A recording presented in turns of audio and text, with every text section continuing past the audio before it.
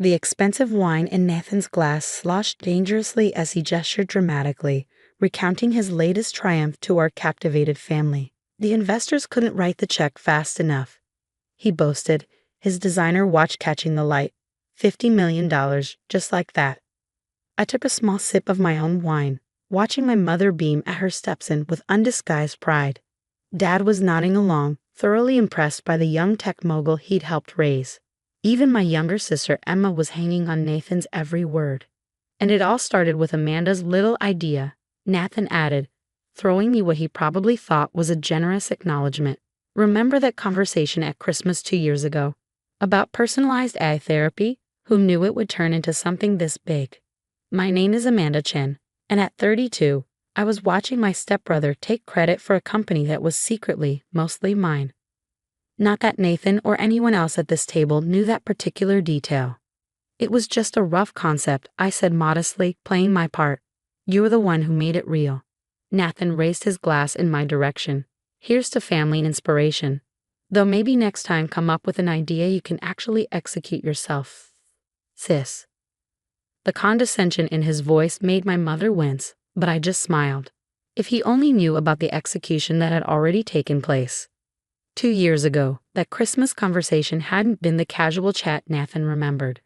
I'd spent months developing the AI therapy concept, creating detailed business plans, and even building a basic prototype. When I shared it with Nathan, I'd been looking for genuine feedback from someone I thought I could trust. Instead, 3 weeks later, he'd registered the company himself. Therapy was born, with Nathan Stewart as its founder and CEO. He even used the name I'd suggested. Did you really come up with the basic idea, Amanda? Emma asked, her eyes wide. That's so cool. Oh, it was nothing, I assured her, catching Nathan's sharp look. Just a vague concept. Nathan did all the real work. What Nathan didn't know was that while he'd been busy playing tech visionary, I'd been methodically acquiring control of his company through a complex network of shell corporations and investment vehicles. My phone buzzed quietly, a message from Marcus, my lawyer. Final paperwork filed. You now officially own 75.4% of Therapy through the holding companies. Congratulations. I excused myself to the bathroom, needing a moment to appreciate the irony of the situation. Nathan thought he was celebrating the biggest deal of his life, but he just unknowingly sold the majority of his company to me. The journey to this moment had started the day I discovered Nathan's betrayal. I'd been working late at my consulting job when a colleague sent me a link. Check out this hot new startup, right up your alley. There it was, my entire concept, down to the specific features I'd outlined, being presented by Nathan at a tech conference. He was using my slides, my research, even some of my code, all repackaged under his name. Most people would have confronted him immediately or sued for theft of intellectual property. But I knew better. Nathan had carefully covered his tracks, and our family dynamics made direct confrontation complicated. Mom had married Nathan's father when we were teenagers, and she'd spent years trying to blend our families seamlessly, so I chose a different path. While Nathan focused on being the charismatic face of Therapy, I worked quietly behind the scenes. My consulting job gave me connections to private equity firms and venture capitalists. I created a series of investment companies, each seemingly independent but all leading back to me. Every time Therapy needed funding, my shell companies were there, offering attractive terms. Nathan, ever confident in his own brilliance, never questioned why investors were so eager to buy in. He was too busy giving interviews and attending tech conferences to notice that each funding round diluted his ownership while strengthening mine. Everything okay in there? Mom called through the bathroom door, snapping me back to the present. Nathan's about to tell us about the expansion plans. Coming. I called back, checking my reflection in the mirror. The same soft-spoken, supportive stepsister Nathan had always underestimated looked back at me. I returned to the dining room just as Nathan was explaining his vision for the company's future. The acquiring company wants to take Therapy global, he announced. They're keeping me on as Chief Innovation Officer with a huge compensation package. That's wonderful, sweetheart, his father beamed. Always knew you had it in you. I caught Emma giving me a strange look. My younger sister had always been more perceptive than the rest of the family, Did you work with AI in your consulting job, Amanda? She asked innocently. Nathan's smile flickered slightly. Different kind of AI, he said quickly. Amanda's work was much more basic. If he only knew that my basic work had included developing most of the core technology his company now used. The patents were held by one of my shell companies, which had then licensed them to Therapy at suspiciously favorable rates. Actually, I said, deciding to push just a little. I'd love to hear more about the technical side of things, Nathan. How did you solve the privacy compliance issues we discussed that Christmas? I watched him squirm slightly before launching into a vague explanation that basically outlined the exact solution I detailed in my original business plan. The one he'd stolen. My phone buzzed again. Another message from Marcus. Acquiring company wants to meet with all major shareholders next week. Time to decide how you want to handle this. That was the question, wasn't it? In a few days, Nathan would discover that his great exit wasn't quite what he thought. The company he believed he'd sold wasn't really his to sell. More wine, Amanda? Mom offered, noticing my distraction. No thanks, I smiled. I need to drive back to the city tonight. Early meeting tomorrow. Nathan couldn't resist another dig. Must be tough still working those long consulting hours. You should have been more entrepreneurial, like me. Taken some risks. I thought about the millions I'd spent quietly buying control of his company, the careful legal maneuvering, the years of patient planning while he took credit for my work. We can't all be visionary founders, I said mildly. Some of us have to do the detail work. Dad raised his glass. To Nathan, our family's first millionaire. Everyone clinked glasses enthusiastically. I participated in the toast while checking my calendar. The shareholders' meeting was in exactly 6 days. That's when Nathan would learn what detail work really meant. As dinner wrapped up, Nathan pulled me aside. Listen, sis, he said, his voice softening with what he probably thought was generosity. I feel bad about how things worked out. How about I throw some consulting work your way once the acquisition is complete? Small token of appreciation for the original idea. I looked at my stepbrother, successful, arrogant, completely unaware of what was coming, and felt an almost overwhelming urge to tell him everything. Instead, I just smiled. That's very thoughtful, Nathan, but let's see how the acquisition plays out first. He clapped me on the shoulder, already turning away. Your loss. But the offer stands. Family has to look out for each other, right? Right, I agreed softly. Family first. The conference room at Marcus's law firm felt too small for the tension it contained. I sat quietly at the end of the table, watching Nathan chat confidently with the acquiring company's executives. He hadn't even questioned my presence when I walked in, probably assumed I was there to take notes or provide administrative support. Before we proceed with final signatures, Marcus began, we need to review the shareholder structure of Therapy. He started distributing folders to everyone present. As you'll see, the ownership breakdown is somewhat different from what was initially presented. Nathan flipped open his folder casually, then froze.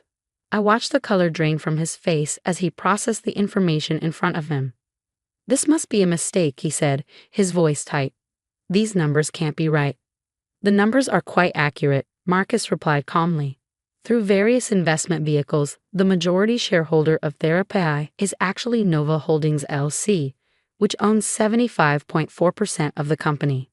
I've never heard of Nova Holdings, Nathan snapped, shuffling through the papers. I own this company. I founded it. Actually, I said, speaking for the first time, Nova Holdings is my company. The silence that followed was deafening. Nathan's head snapped up, his eyes meeting mine with a mix of confusion and dawning horror. What? He whispered. Perhaps we should take a brief recess, Marcus suggested smoothly. Give everyone a chance to review the documentation thoroughly. The acquiring company's executives nodded, looking somewhat bemused. They'd been briefed on the real ownership structure weeks ago. It was only Nathan who was in the dark. As soon as the door closed behind them, Nathan exploded. What the hell is this, Amanda? Some kind of joke? No joke, I said calmly. Every funding round, every investment, every major stock purchase over the past 2 years, they all trace back to companies I control. You never bothered to look too closely at your investors, did you? But that's impossible. You don't have that kind of money. I smiled. My consulting work paid better than you thought. And it's amazing what you can do with good credit and better lawyers when you have a solid business plan. The original business plan, actually. The one you took from my laptop that Christmas. His face went from pale to red. You can't prove that. I don't need to, I replied, opening my own folder. The ownership structure is legal and documented. You've been running my company all this time, Nathan. You just didn't know it. He slumped in his chair, the reality of the situation finally hitting him. Why? He asked finally. Why not just confront me when I started the company? Would you have listened? Would anyone? I leaned forward. You saw an opportunity and took it, never thinking I'd be capable of doing anything about it. That was your mistake. Does the family know? Not yet. Though I imagine dinner conversations will be interesting once they do. Marcus returned then, the other executives filing in behind him. Shall we continue? He asked professionally. The next hour was excruciating for Nathan. Every page he had to sign reminded him that he wasn't the brilliant success story he thought he was. His 15% ownership stake was worth a few million, but nothing close to the fortune he'd been bragging about. One more thing, I said as the meeting wound down. About your position as Chief Innovation Officer with the acquiring company. Nathan's head snapped up, fear in his eyes. You can keep it, I said quietly. You're good at being the face of things, at driving growth. Just remember who you're really working for now. The acquiring company's CEO nodded. We assumed you'd want him to stay on, given the family connection. Nathan stared at me, trying to process this unexpected mercy. Why would you let me stay? Because unlike you, I understand the value of using people's actual talents, I replied. You're a good salesman, Nathan, a good frontman. That's worth something, as long as you remember it's not worth everything. The meeting ended with Nathan shell-shocked and silent. As everyone filed out, he caught my arm. The family, he said quietly.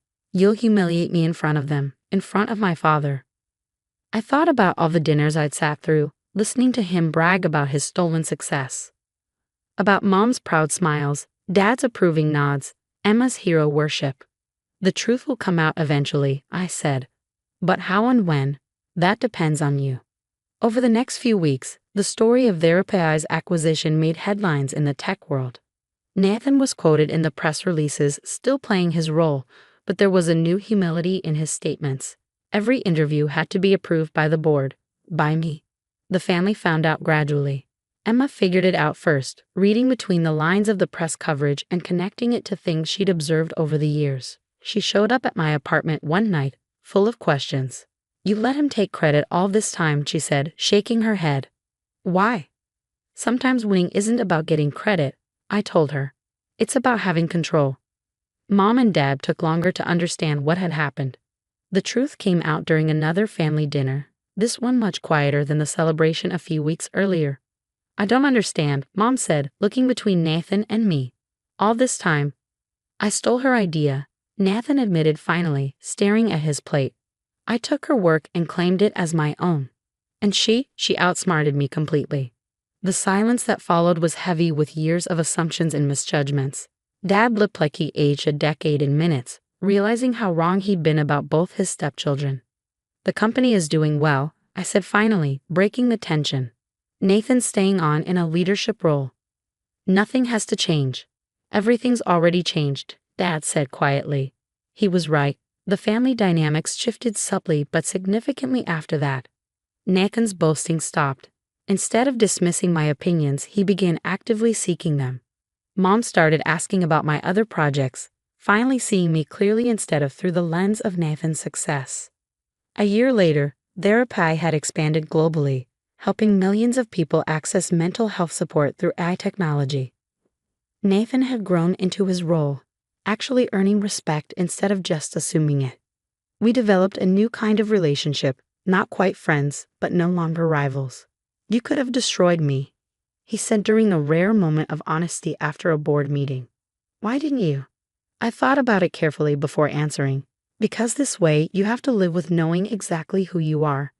And who I am. That's worth more than revenge. The lesson hadn't been cheap. It had cost millions to quietly take control of Therapy. But watching Nathan learn humility, seeing him actually grow into the success he'd once only pretended to be, made it worth every penny. Emma asked me once if I regretted not getting public credit for creating therapy.